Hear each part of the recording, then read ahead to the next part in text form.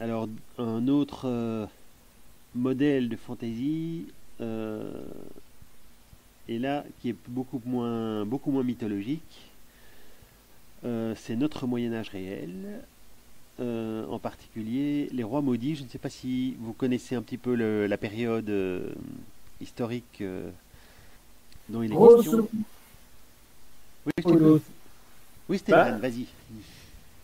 en fait, je voulais juste être certain, maintenant peut-être que je me trompe et connu, mais je n'ai pas encore regardé. C'est pas l'histoire des rois de France qui suit après qu'on ait brûlé le dernier Templier et que ce dernier Templier aurait soi-disant crié maudits, soyez tous maudits et que s'en est suivi toute une série de malheurs qui ont frappé la dynastie royale française avec tous les... Enfin bon, Tout à fait. tous les malheurs de la monarchie française depuis le début du XIVe siècle, quoi. C'est exactement ça. Alors, les Rois Maudits, donc c'est un récit historique, pas fantastique du tout, juste historique, de Maurice Druon, qui est un historien qui est extrêmement célèbre, et qui raconte effectivement la manière dont les Templiers ont été traqués par Philippe le Bel, incarcérés, torturés, envoyés sur le bûcher, et où Jacques de Molay, donc le dernier maître, a prononcé sa malédiction sur le bûcher. Donc c'est par, c'est par l'exécution de Jacques de Molay que l'histoire commence, et il lance sa malédiction. Et effectivement, ce qui est arrivé historiquement repris dans le... Enfin oui, le roman raconte exactement ce qui s'est passé, enfin exactement dans la réalité, c'est-à-dire que Philippe le Bel et toutes les personnes que Jacques de Molay a citées explicitement sont mortes très rapidement après la malédiction, ce qui a marqué les esprits. Et en plus, les trois enfants de Philippe le Bel sont morts sans descendance, ce qui a déclenché la guerre de Cent Ans. Donc voilà un peu Ah oui. En l'événement gros, en historique fait, marquant. ah oui, Et en gros, ce que tu racontes là, et je parie que c'est par ça que tu vas enchaîner, en quoi cette histoire a grandement inspiré George R. R. Martin pour Game of Thrones, en fait. tout à fait, ben, cette histoire a inspiré fortement Martin pour Game of Thrones, euh, qui est en fait un thème. Bon, déjà, le thème des successions royales, ça, il faut être honnête, ce n'est pas. Enfin, c'est quelque chose d'également très courant dans de nombreux récits de fantasy. Il y a, disons que les périodes aventureuses, celles qui intéressent le lecteur, parce que c'est celle où il y a les grandes batailles, les tours de magie et tout ce qui s'ensuit, où il y a un objectif vraiment intéressant à atteindre, c'est devenir roi ou bien faire amener sur le trône son candidat favori. C'est quelque chose de plutôt important, et la période justement des rois maudits est quelque chose de particulier parce que les rois se sont succédés à un rythme assez rapide. Ça, faut quand même l'avouer. Donc c'est une influence majeure. Dans le cas de Non, Martine, maintenant, je oui, parle aussi de justement ces histoires de rois qui se succèdent un petit peu l'un à l'autre, des disputes un petit peu pour un trône royal. On trouvait aussi ça déjà dans les romans arthuriens, justement, où Arthur, en fait, se fils de Claire démis par les nobles. Du coup, ce sont les nobles qui se bataillent un petit peu pour savoir qui doit être le roi de Bretagne. Et pour finir, c'est par une espèce de bénédiction incarnée soit par un con, qui est incarné par une épée. C'est un petit peu lui qui devient chevalier. Mais bon, donc, on a des histoires de succession et de rois qui veulent regagner leur trône, qui héritent du trône parce qu'ils sont les descendants d'un, parce qu'ils sont le bâtard d'un roi. C'est quelque chose qui existait qui est très réel, mais qui classique, existe aussi. qui est très classique et On qui peut est en fait mythologie, ben oui. Hum. Même dans la mythologie, on retrouve même ne serait-ce que les dieux grecs qui se battaient entre eux pour avoir la place, et ne serait-ce que les problèmes voilà, du fils qui tôt ou tard va se rebeller contre son père. en fait C'est oui des c'est thèmes assez classiques. Et en même temps, l'instabilité politique c'est un peu ce qui crée des opportunités et c'est aussi ça qui rend le récit possible et intéressant pour celui qui l'écrit. Voilà, euh, c'est dans l'instabilité politique qu'on a le plus de possibilités de faire évoluer les personnages et de leur faire atteindre un but. C'est ce que tu disais tout à l'heure, c'est la meilleure façon d'amener son champion sur le trône. Mais dans les Ah oui. mythologies, c'est assez curieux, puisque les dieux sont censés être immortels, entre guillemets. C'est difficile d'imaginer qu'ils puissent se succéder. Euh, et Pas vraiment se pourtant, succéder, mais prendre la place d'un autre et Oui, en, c'est il y a en quand même une l'autre, enfin, succession, hein. essaie de le cacher, par exemple. Notez au passage qu'il y a quand même une succession entre les dieux qui est quand même assez évidente. Dans le cas des Égyptiens, si je m'abuse, on a les créateurs du ciel et de la terre qui abandonnent le pouvoir à Ré, euh, qui se fait tuer par son frère Seth, et puis ensuite le fils de Ré, Horus, doit reconquérir Euh, son trône contre tu, veux pas, con- tu veux pas plutôt parler d'Osiris, Oui, qui a été créé c'est ce par que j'étais en train de... mm, Oui, tout à et fait. qui a Je été me suis... ressuscité par son fils Horus. tout à fait.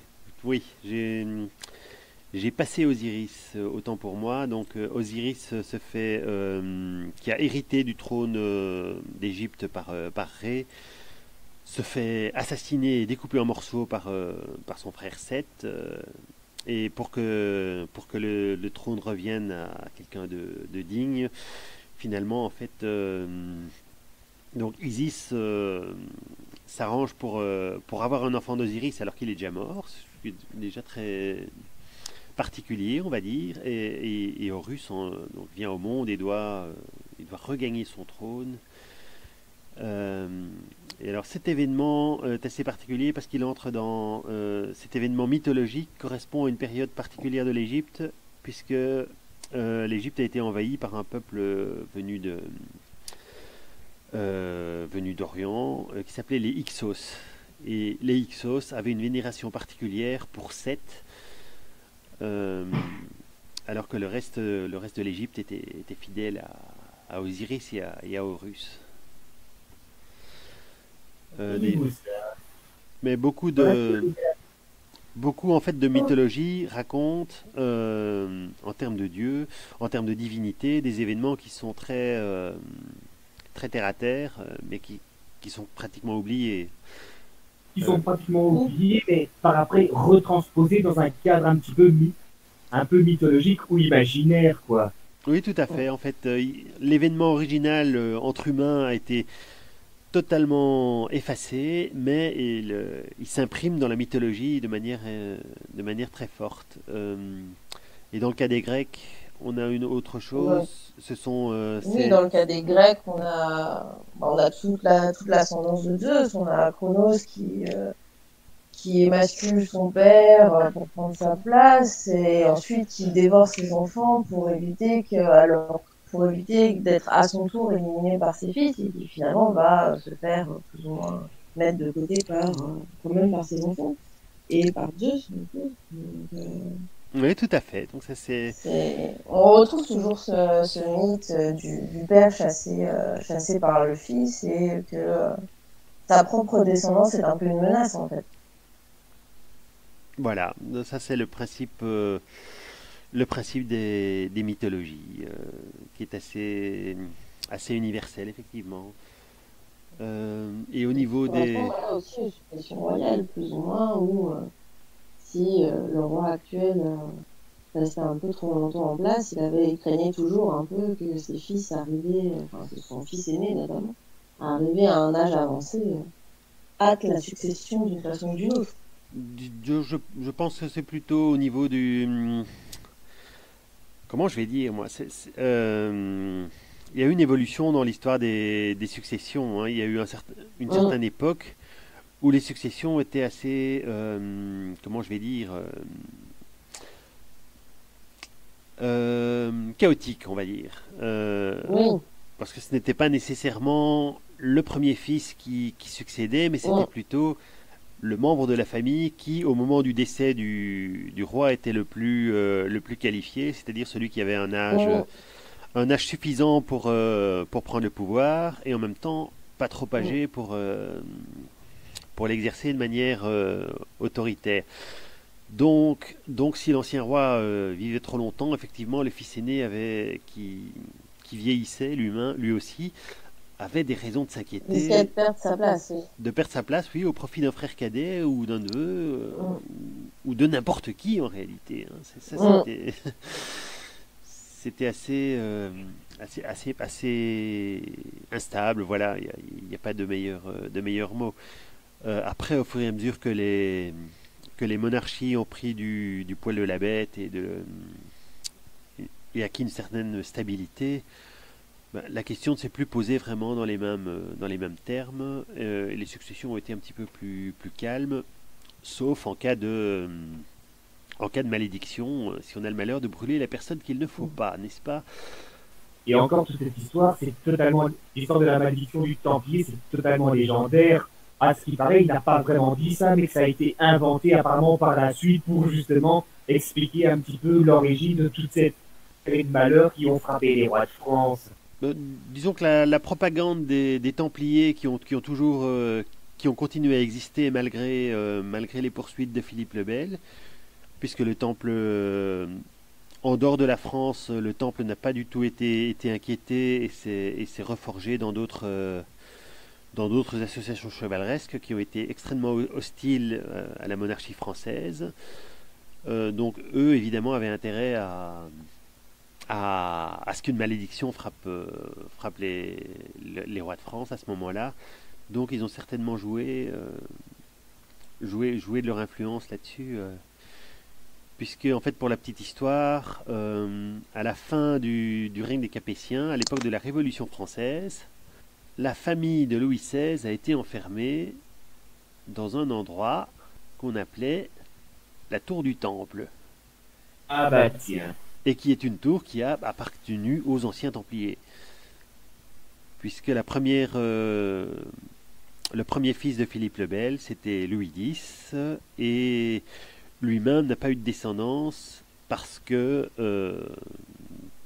sa femme l'a fait cocu et qu'il a enfermé sa femme. Du coup, il ne pouvait pas se remarier tant que sa Marguerite de Bourgogne était vivante ou qu'il ne s'en était pas séparé d'une manière ou d'une autre. Le divorce traîne, il l'a fait étrangler, mais malheureusement, il meurt. On ne sait pas trop bien dans la réalité si c'est une mort naturelle ou bien si c'est un empoisonnement, mais dans la version de Maurice Druon, c'est un empoisonnement et ça cadre très bien avec les problèmes de succession et les complots qu'on peut retrouver dans Game of Thrones et dans les autres récits fantastiques, on va dire.